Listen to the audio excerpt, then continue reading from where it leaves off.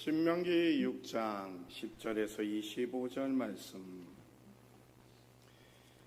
내 하나님 여호와께서 내 조상 아브라함과 이삭과 야곱을 향하여 내게 주리라 맹세하신 땅으로 너를 들어가게 하시고 내가 건축하지 아니하고 크고 아름다운 성읍을 얻게 하시며 내가 채우지 아니한 아름다운 물건이 가득한 집을 얻게 하시며 내가 파지 아니한 우물을 차지하게 하시며 내가 심지 아니한 포도원과 감람나무를 차지하게 하사 내게 배불리 먹게 하실 때에 너는 조심하여 너를 애굽 땅 종되었던 집에서 인도하여 내신 여호와를 잊지 말고 내 하나님 여호와를 경외하며 그를 섬기며 그의 이름으로 맹세할 것이니라.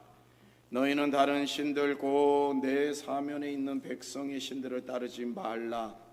너희 중에 계신 너희의 하나님 여호와는 질투하시는 하나님이신즉 너희의 하나님 여호와께서 내게 진노하사 너를 지면에서 멸절시키실까 두려워하노라. 너희가 마사에서 시험한 것 같이 너희의 하나님 여호와를 시험하지 말고 너희의 하나님 여호와께서 너희에게 명령하신 명령과 증거와 규례를 삼가 지키며 여호와께서 보시기에 정직하고 선량한 일을 행하라.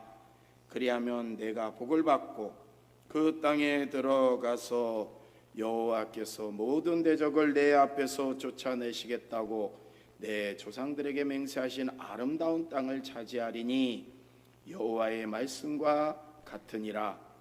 후일에 내 아들이 내게 묻기를 우리 하나님 여호와께서 명령하신 증거와 규례와 법도가 무슨 뜻이냐 하거든 너는 내 아들에게 이르기를 우리가 옛적에 애굽에서 바로의 종이 되었더니 여호와께서 권능의 손으로 우리를 애굽에서 인도하여 내셨나니 곧 여호와께서 우리의 목전에서 크고 두려운 이적과 기사를 애굽과 바로와 그의 온 집에 베푸시고 우리 조상들에게 맹세하신 땅을 우리에게 주어 들어가게 하시려고 우리를 거기서 인도하여 내시고 여호와께서 우리에게 이 모든 규례를 지키라 명령하셨으니 이는 우리가 우리 하나님 여호와를 경외하며 항상 복을 누리게 하기 위하심이며 또 여호와께서 우리를 오늘과 같이 살게 하려 하심이라.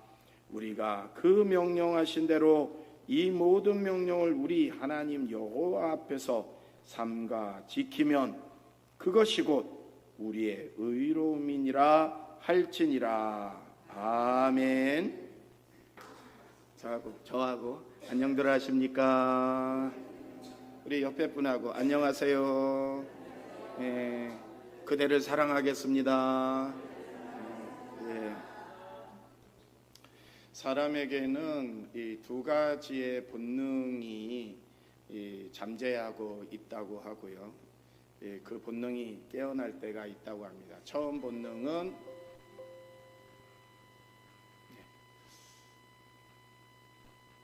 회귀 본능, 돌아가는 본능이죠.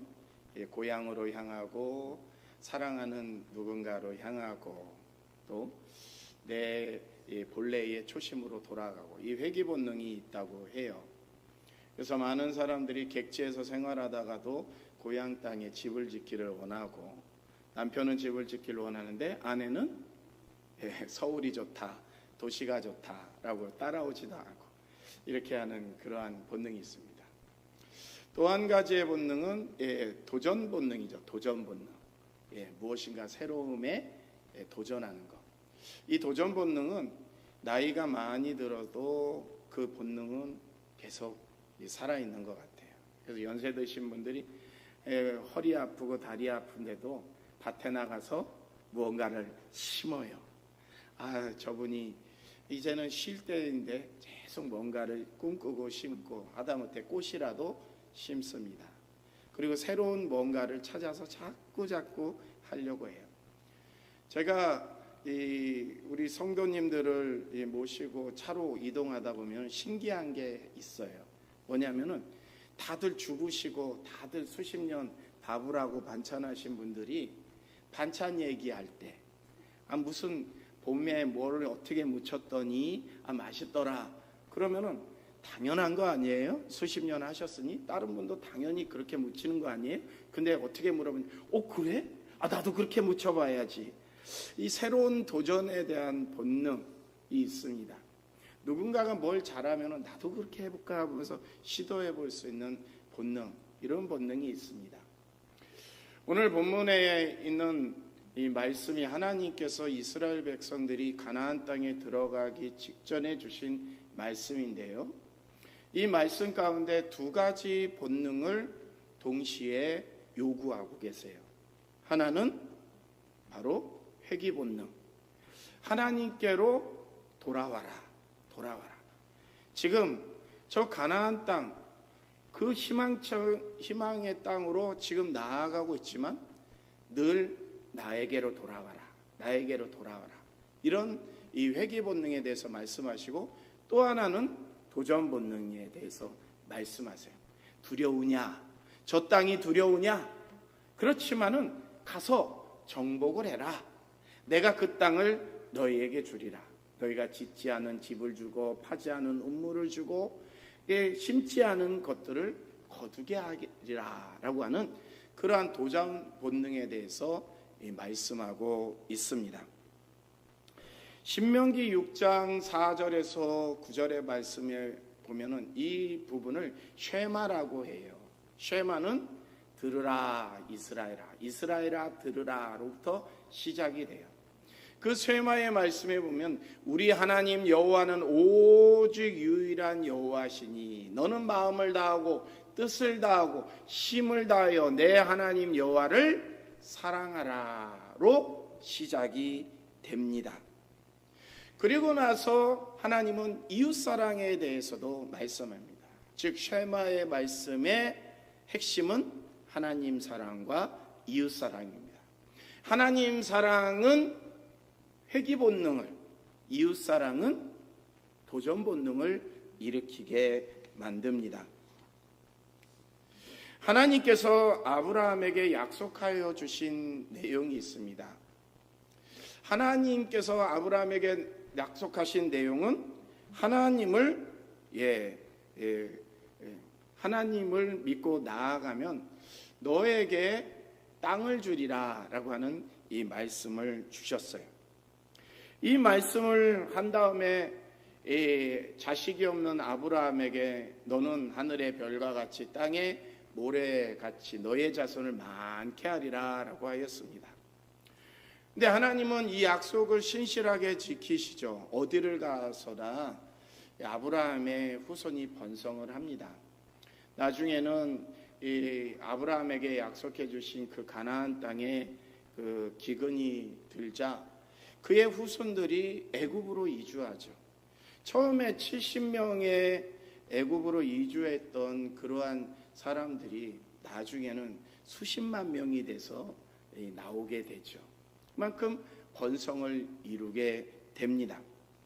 그런데 그들에게 있는 거는 우리가 살고 있는 땅이 아니라 애굽에서 살고 있으면서 더군다나 하나님이 우리 조상에게 복을 주시겠다고 한 것이 아니라 우리는 종으로 살고 있어요. 430년 동안 종살이를 하면서 괴로울 대로 괴로움을 겪습니다. 이때 이들이 하나님께 부르짖죠. 우리 조상에게 약속하신 것은 무엇입니까? 왜 우리가 이렇게 어렵게 살아가야 합니까? 라고 부르짖을 때 하나님은 일찍이 지도자 모세를 인도하시고 택하시고 광야에서 연단하신 다음에 모세야 애굽에 가서 너의 민족을 이끌어내라 라고 이렇게 말씀하셨어요. 모세는 용기가 나지 않았습니다. 그런데 하나님께서 내가 너와 함께하리라 라고 하면서 지팡이를 손에 들려주시면서 가라라고 했어요. 모세에게는 지팡이, 또 바로를 향해서는 언변이 좋은 형 아론을 붙여주셨습니다.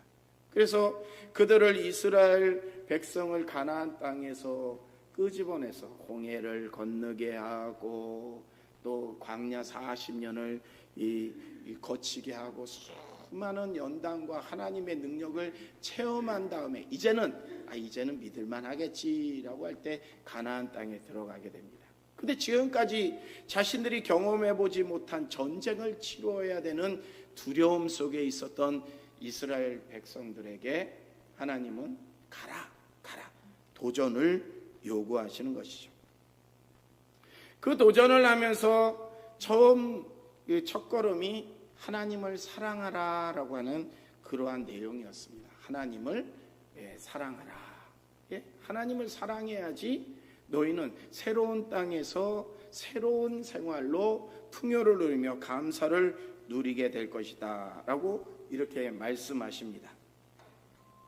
그런데 그들이 차지할 땅은 하나님이 약속해 주신 대로 크고 견고한 성이었어요. 자신들이 심지 않은 많은 수확물을 그들이 얻을 것이었어요. 파지도 않은 우물도 이제 물이 없어서 전전긍긍하던 시대는 다 파지 않은 우물도 가나안 사람들이 판 우물도 차지하게 될 것이었습니다. 그런데 문제는 이렇게 등 따시고 배부르고 살만 하면은 하나님을 잊는데 문제가 있습니다. 우리가 신앙이 좋을 때는 언제일까요? 다급할 때, 괴로울 때, 문제가 있을 때, 무엇인가에 이루어지지 않는 목표가 있을 때 우리의 신앙이 좋아집니다. 예배도 잘 드리고 수시로 와서 기도도 하고 주님께 바라고 원하는 것을 기도로 아뢰입니다. 그때 우리의 신앙이 가장 좋을 때죠. 우리 한국도 일제강점기와 또 6.25의 그러한 전쟁의 소용돌이 속에서 우리 한국교회의 신앙들이 참 좋았지 않습니까? 그때 한국은 교회마다 부흥을 하였고 성도들마다 이적과 기적이 일어나였고 교회들이 우뚝우뚝 서고 자고 일어나면 교회들이 서고 대형 교회들이 즐비하게 있고 우리의 어려운 시절에는 신앙이 성장하였습니다. 근데 신앙이 성장하다가 교회가 쇠퇴일로에 들어설 때가 언제냐고 교회적인 성장 쪽에서 판단을 하면은요 1988년 그 해에 뭐가 있었을까요? 우리나라에 유명한 올림픽이 있었습니다. 올림픽은 단순히 운동 경기만 하는 것이 아니죠. 수많은 사업가들이 그 나라에 모여서 사업의 구상을 하고 이 나라에 투자를 할까 저 나라에 무역을 할까 하면서 하는 그러한 경제적인 부흥의 시초가 되기도 합니다. 88 올림픽을 기점으로 해서 우리나라는 개발도상 국가에서 선진국으로 전환을 하게 되죠. 소위 말해서 등 따시고 배부른 그러한 삶이 시작이 됩니다. 근데 그때부터 교회는 서서히 쇠퇴일로에 갑니다.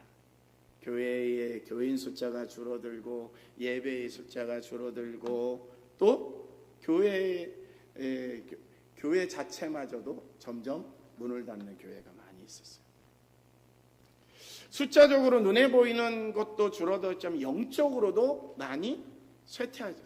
기도가 점점 없어지게 되고 특히 없어진 것이 뭐냐면 기도원이 없어졌잖아요. 그죠?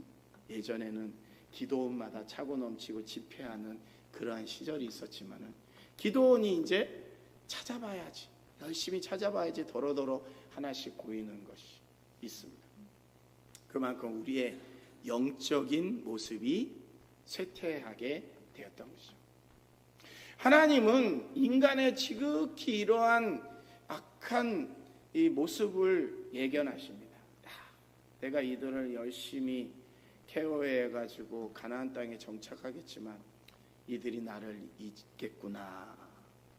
여호와의 신앙을 저버리겠구나 라고 하면서 하나님은 두 가지를 말씀하십니다.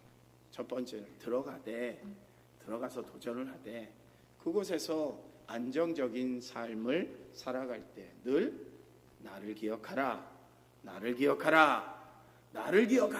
라고 하면서 하나님이 요구를 하셨습니다. 하나님은 풍요 중에 하나님을 기억할 것을 요구하십니다. 하나님을 기억해야 된다. 기억해야 된다. 여러분은 오늘 지금 하나님을 기억하시면서 교회에 오신 거죠? 내가 하나님을 기억해야지만이 예배하고, 기억해야지만이 기도하고, 기억해야지만이 사명을 감당하시는 것입니다. 백성들은 어려웠을 때 하나님의 명령을 듣고 그대로 순종을 해왔습니다. 그런데 이제 여유로움을 찾을 때 하나님을 잊는 것입니다. 하나님은 백성들이 약속의 땅으로 들어가거든 하나님을 두려워하며 섬기겠다고 맹세하라 라고 말씀합니다. 하나님을 두려워한다, 경외한다 라고 하는 겁니다. 무서워서 두려워하는 것이 아니라 하나님이 우리에게 이러한 은혜를 주셨는데 이 은혜를 하나님께 영광을 돌리지 않으면 하나님이 진노하실 거야 라고 하는 두려움과 경외심인 것이죠. 그래서 우리는 하나님을 섬깁니다. 때로는 우리가 하나님을 두렵고 죄에 대한 진노가 염려돼서 신앙생활하는 것도 한 신앙의 방편입니다.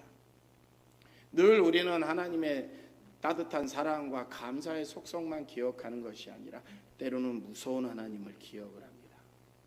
내가 이 무서운 하나님 때문에 죄를 덜 짓는 거예요. 내가 무서운 하나님 때문에 사명을 다시 세우는 거예요. 내가 저 사람이 사명 감당하다가 사명을 버렸더니 저런 어려움을 겪고 나는 그러지 말아야지. 이 두려움과 경외심이 오히려 나를 더 신앙의 길로 이끄는 것입니다.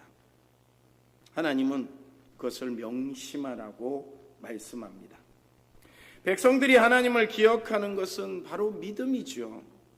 단순히 어떤 사실을 기억하는 것이 아니라 하나님의 은혜와 사랑을 마음에 새기는 겁니다. 그리고 하나님께서 내 마음속에 말씀하시는 계명, 삶의 지침들을 실천하는 것입니다. 사람들이 과거를 통해 깨닫는 것이 있고 삶의 지침을 배우며 미래를 향해 주님과 동행하며 살아가야 할 것을 말씀합니다. 그것이 오늘 드리는 예배의 삶이고 말씀대로 사는 저 세상에 나가서 이웃에게 선한 행동을 하는 삶인 것입니다. 그래서 하나님은 신명기 6장 5절에서 너는 마음을 다하고 뜻을 다하고 힘을 다하여 내 하나님 여호와를 사랑하라. 뭐 하라고요? 다하라. 이게 뭐예요? 최선으로 노력하라 라고 하는 겁니다. 너희의 삶에서 최선으로 노력해서 하나님을 사랑하고, 두 번째로 집을 들고 나갈 때 내 하나님의 말씀을 기억하라 라고 합니다. 들어가고 나갈 때 하나님의 말씀을 잊지 말라, 기억해야지만이 실천할 수 있죠. 그리고 몸에 하나님의 말씀을 소지하라 라고 해서 경건한 유대인들은 손목에 이 쉐마의 말씀, 신명기 6장 5절 이하의 말씀을 깨알같이 적어갖고 요 손등에 이렇게 붙이고 다녔대요.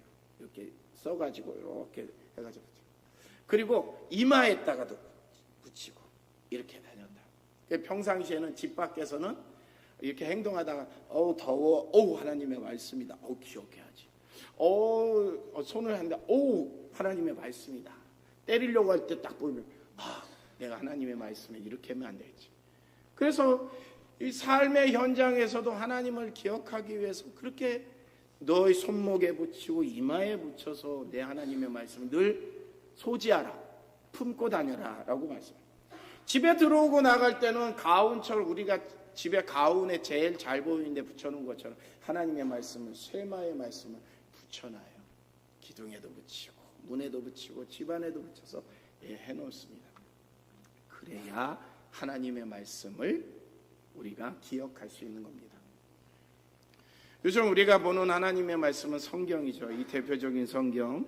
이 성경이 여러분의 집에 어디에 있느냐에 따라서 우리가 성경을 한 번 더 볼 수도 있고 하나님을 더 한 번 기억할 수가 있는 겁니다.